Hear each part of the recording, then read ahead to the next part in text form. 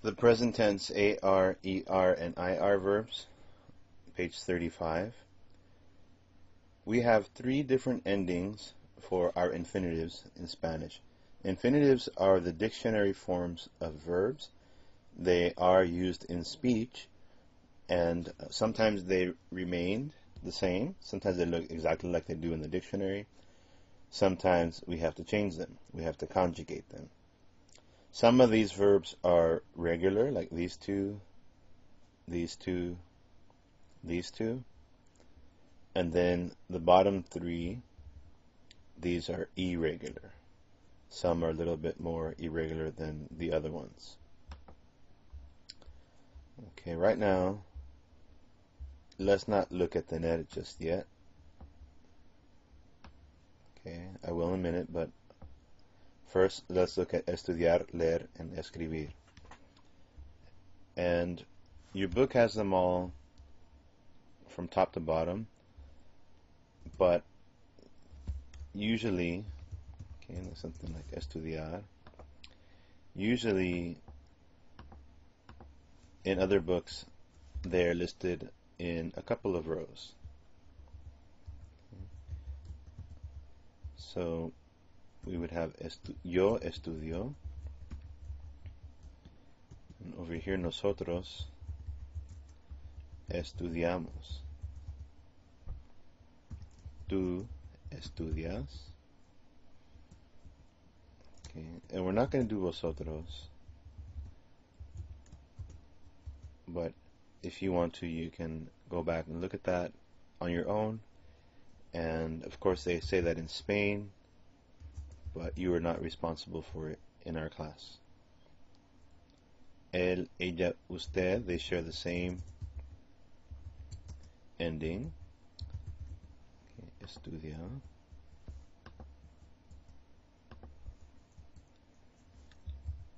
Ellos, ellas, ustedes estudian. So normally I like to write the verbs like this, with two columns, singular over here and plural over here.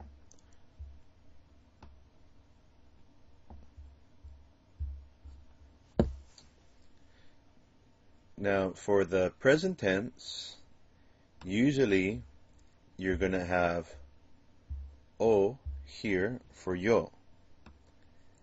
And for the present tense, you're always going to have S for tú. And actually most verb forms in Spanish, most tenses will have S here for tú.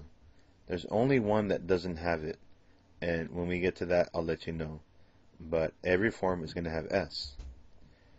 Every form except for one. And then all forms of nosotros, present tense, past tense, imperfect, any tense has MOS at the end. And for ellos, ellas, ustedes, any tense will have N at the end. So for any tense, these two will always be there. This one will be there for all tenses except for one.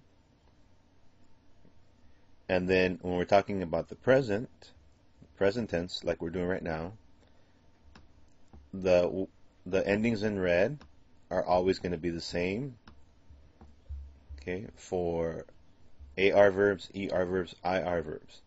There are just a few, maybe 2 or 3 words that we'll learn that do not have O at the end for yo.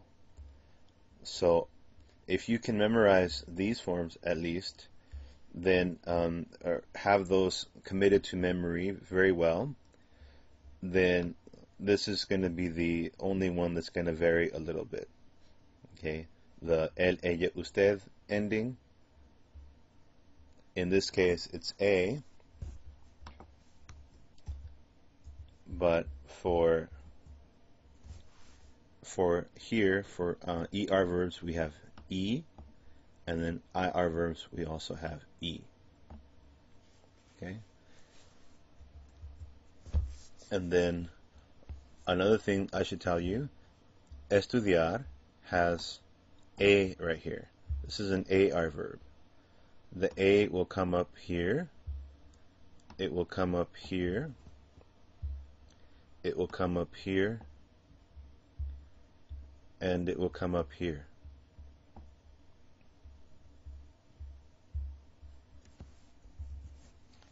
For ER, IR verbs, we have O here. Like I said, for yo, usually we'll have O. Tu has S, always has S. In this case, we'll have ES as opposed to AS, like right here. And like I pointed out to you, the letter that's going to change here, that we're going to watch out for, because it's going to have a different ending in for each AR, ER, IR verb, is going to be EE for ER and IR. But see, I told you it all. Nosotros always has mos, except in this case we have hemos, and then here en. They're very similar. So let's write them out to make sure we got those. Okay. Leer, escribir. And I won't write the pronouns again. I'll just write the verbs. Leo, lees, lee, leemos, leen. Escribir, escribo, escribes, escribe, escribimos, escriben. So ER verbs and IR verbs are very similar. Let's see where they converge and where they are different. So okay, the same. ES, also the same. E, the same. EN, the same. So here we see something different. Hemos, hemos. So it's like you only have to memorize one pattern and then just make sure that these are different, nosotros.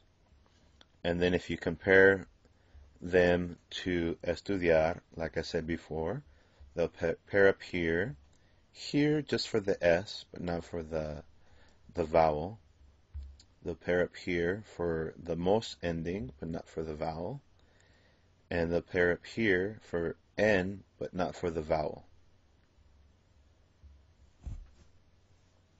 Now, let's look at tener. Tener is irregular, and it's irregular twice. What I mean is that it's irregular in yo, and then it's irregular in the other persons.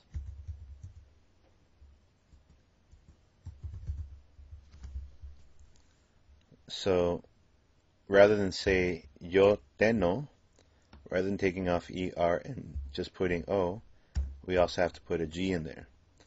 And then rather than saying tú tienes, we say tú tienes.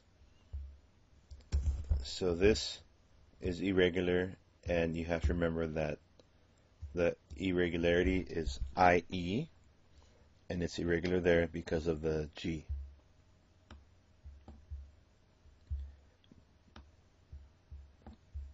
So actually, normally when a verb is going to be irregular,